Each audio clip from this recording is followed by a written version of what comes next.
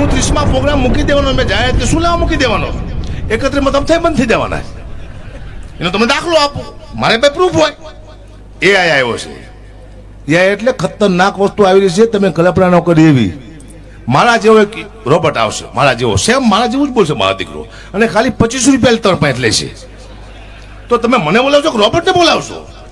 જિગ્નેશભાઈ કેવી રાત જેવો છે રોબોટ આવશે અને એવું જ ગાયશે, સાચું ગાયશે, અને ખાલી 3000 રૂપિયા લેશે, 3000. તો તમે એને બોલાવશો કે રોબોટને બોલાવશો? રોબોટ, હા, બે જ પાત્ર વધોડા છે, એઆઈ અને બાય, બધાને મારી નાખશે. એઆઈ તો બંધ થાય, બાય તો બંધ નથી થતી. સ્વિચ જ ના હોતી બંધ કરવાની, ચૂપ ચૂપ ચપ ચપ ચપ. હું કંટાળી ગયો, આમ તો આવું હોય, કંટાળી ગયો ઘરે. આ એટલું બોલો, તમે કેવા સાંભળો? ઘરે હું બોલતો હોય ને, બહાર જે રાડું પાડો, એટલે બાપા આખું દુનિયા અમને સાંભળે, તમે ઘરે તો સાંભળો, અમને ઘરે કોઈ સાંભળતું જ નથી. કોઈ સમજી ગયા ને પેલા? ખતરનાક આવી ગયું છે. મારા જોક્સ અમુક તમારા માટે બહુ મોટા મેસેજીસ છે. હું જો સાહેબ અત્યારે છે ને એવો સમય ખરાબ આવી ગયો છે, આ સ્ટેજ માથે ચૂંટણી બોલતો એક બોલતા બીક લાગે. કોઈક એવો સંસ્કૃતિ માથે કોઈ ઘા કરી રહ્યું છે, તમે એની કલ્પના નહીં કરી શકો.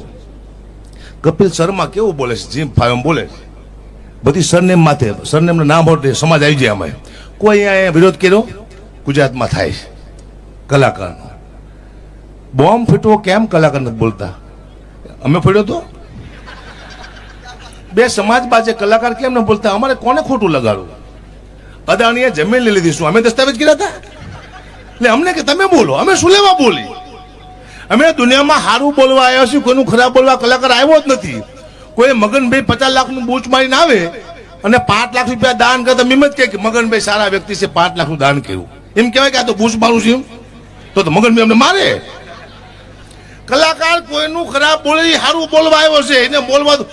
કોઈ એમ કે છે હવે કલાકાર સત્ય નથી બોલતા, સત્ય વખતે ક્યાં ક્યાં બોલવું છે, પણ સાંભળશે કોણ? પબ્લિક મારવા દોડશે. સત્ય એટલે તમારા કોઈમાં કંઈ ખામી હોય, કોઈ સમાજમાં કંઈ તકલીફ હોય, તો કલાકાર તમને સમજાવે કે આ વસ્તુ બરોબર નથી, તો પબ્લિક માનવા ત્યાં નથી. અત્યારે સમય ખરાબ આવી ગયો છે, કરવું શું? એક ડરના ભયમાં માહોલમાં કલાકાર જીવી રહ્યો છે. 5 વર્ષ પછી સંસ્કૃતિનો નાશ થવા, આ કલાકાર સ્ટેજમાંથી તો ઉતર્યા પછી રામને કોણ યાદ કરશે? કૃષ્ણને કોણ યાદ કરશે? રાણા પ્રતાપ, શિવાજી, આને યાદ કોણ કરશે? આ કલાકાર છે તો 2-5 એવા મહાપુરુષને યાદ તો કરે છે, મુદ્દો એ છે. પણ કલાકારનું પૂરું કરી નાખો, જય સીતારામ. મેં તો નક્કી કર્યું છે કે જે સમાજ મારો વિરોધ કરશે ને, એ સમાજમાં હું અવતાર લઈશ, મરી જઈશ, પછી એ સમાજનું ધનોત ભણું જ કાઢી નાખીશ. એવા ખરાબ કામ કરીશ સમાજમાં કે આપણી પથારી ફેરી નાખીશ. કંટાળી જાય છે, સીધા વિરોધ જ થાય. બોલો, કલાકાર તો એક બિચારી ગરબડી ગાતી છે આવડી, એને ખબર ક્યાં બાજે બિચારી. હવે અહીંયા હું શું તમને કરું? લોકો હાલો, કલાકારને તમે મારી પાડો, કલાકાર એકલો બચારો જાતો બીજે કોઈ ગાય ઉદે છે. કેટલા ટેન્શનમાં કલાકાર છે, તમે કલ્પના ન કરી શકો. જેમ હો ગાડી જોઈ, મારી 2 વાર ગાડી ભટકાણી, બોલો હું બચી ગયો. આના બાઇક કહેવાય છોકરાના, હોય જાત. તો આને કોણ મારો બાપ ખાવા આપે? આ ખાવા હાટું થઈને રાડી ઉપાડી છી. તમે ખાલી સમજો અમને, કલાકારની વેદના સમજી જાઓ. કલાકારને ઘણા હેરાન કરવા જે દુનિયા છે એને કરો, કલાકારને નહીં. કલાકાર ખોટું બોલતા સાચું બોલે બિચારા, અને થોડુંક ખોટું બોલે તો એને બિચારા હક છે. થોડુંક તો બોલવું પણ મળે, કોઈ મજા જ નહીં આવ્યા. હું શું બોલું ખોટું? આરામ જો હું સાચું બોલતો હોય તો આમાં કઈ, પણ ખોટું મજા આવે છે બધાને. પણ ખોટું બોલું છું, કોઈનું ખોટું કરતો નથી, એ મુદ્દો છે. હસાવું છું, કોઈને ફસાવતો નથી, આ મુદ્દા છે. આનંદ કરી લો, કારણ કે હમણાં મને એક ફોન આવ્યો, ગગુભાઈ એક પ્રોગ્રામ, જો મારા જોક્સ હું કાલ કીધો ને આજ કહીશ ને કંઈક ફેરફાર હશે. એક ફોન આવ્યો, ગગુભાઈ પ્રોગ્રામ કરવાનો કેટલા પૈસા લેશો? મેં તો 2.5 લાખ રૂપિયા. મને કે કૂતરાના રોટલાનો પ્રોગ્રામ છે. મેં તો ભાઈ હું સમજો નહીં કંઈ, કે ડાયરામાં જે રૂપિયા ભેગા થાય છે એના રોટલા કરીને કૂતરાને નાખવાના છે. તો મેં તો 2.5 લાખ રૂપિયા આપજો. મને કે ગગુભાઈ તમને કૂતરામાં ખબર ન પડતી શું? કે મેં તો કેમ? કૂતરાના રોટલાનો પ્રોગ્રામ છે, શું 2.5 લાખ રૂપિયા? કે કઈ બોલતા નહીં, તમારી માને હમ છે કે તમને 51,000 રૂપિયા આપશું. મેં તો કઈ વાંધો નહીં, 51,000 રૂપિયા નક્કી કર્યા. હું જો ડાયરામાં સ્ટેજ માથે બેઠો તો મારી સામે 2 કાળિયા કૂતરા બેઠેલા. તો એક કાળિયા કૂતરાએ બીજા કાળિયા કૂતરાને પૂછ્યું કે આ કાળિયો કોણ છે? તો બીજો કાળિયો કીધું કે આપણામાં જે ભાગ પડાવવા માટે આવ્યો એ આ સાલો, આપણા 50,000નું બૂચ મારવા આવ્યો એ 50,000નું, હા કાળુબા. પછી મને પૈસા આપ્યા તે એટલે હું ખાંડ તેલ ઘઉં ચોખા ગોળ આવું લાવીને મેં ઘરે આપ્યું.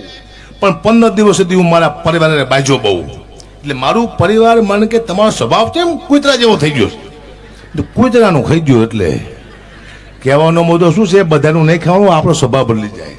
કોનું ખાવું એ બહુ મહત્વનું બને છે. બધો દે ધનાધન નહીં કરવાનું, મને ખબર પડી જાય છે. આનંદ કરો, બાકી કહીશું છે નહીં. નાનું બસ સમય ચેન્જ થઈ ગયો, કોઈને પાસે ટાઈમ નથી. આ તમે કેટલા બધા બેઠા છો અહીંયા સુરતમાં, બધા ડાયરો સાંભળવા કેટલો ટાઈમ કાઢીને તમે આવ્યા છો. એક સમય એવો આવવાનો છે, હવે લગ્નગાળામાં જમણવાર બંધ થવાના છે. જમવાનો કોઈને પાસે ટાઈમ છે નહીં, કતરિયા સાહેબ કોઈ પાસે નથી. હવે તમે જાય છો ને લગ્નમાં એટલે જમણવાર બંધ છે. શું હોય છે, 4 લાખ નોટ પડી છે આવડી મોટી. આ બાજુ આવડા મોટા ઇન્જેક્શન પડ્યા છે, દાળ ભાતનું, મોહનથાળનું, શાકનું, સાઈસનું, બધા ઇન્જેક્શન ત્યાં. પૂછશે તમને શું ખાવું છે, તમે કહો મોહનથાળ. હમ સારું ભરીને ઘમ સારું ઠપકાશે ને, મોહનથાળનો સ્વાદ આવશે. ઓહો મોહનથાળ. પછી પૂછશે કે સાઈસ ખાવી છે કે દહીં, તમે કહો સાઈસ. ખાટી કે મોરી? ખાટી. આ શું ભરશે, હમ સારું ફરો પડકું ધબ સારું ટોપે, તમારા માથાને વાર ઉભા થઈ જશે. આવી ખાટી. સમય ચેન્જ થઈ ગયો છે, તમે નક્કી નહીં કરી શકો ક્યારે શું થાય છે. હે આ બધું થવાનું છે દોસ્ત. કેવું સાઉન્ડ છે? ખોડલ સાઉન્ડ. વિજયભાઈ પટેલ તાજના ગ્રાહથી વધાવો. ગુજરાતનું બીજા નંબરનું સાઉન્ડ છે. પહેલા નંબરનું કોઈ મને ખબર નથી, બીજા નંબરનું આ જ તે, બીજું કઈ નહીં. હા ખબર પડી જશે. ચેન્જ થાય છે દુનિયા. શિક્ષક છે આ. એક સાહેબ રિટાયર થયા. સાહેબને વિચાર આવ્યો શિક્ષકને કે મેં ના તમાકુ ખાધી, ના મેં બીડી પીધી, મેં જીવનમાં કોઈ જલસા ન કર્યા. આવો સાહેબને વિચાર આવ્યો એટલે મોટી વાત કહેવાય.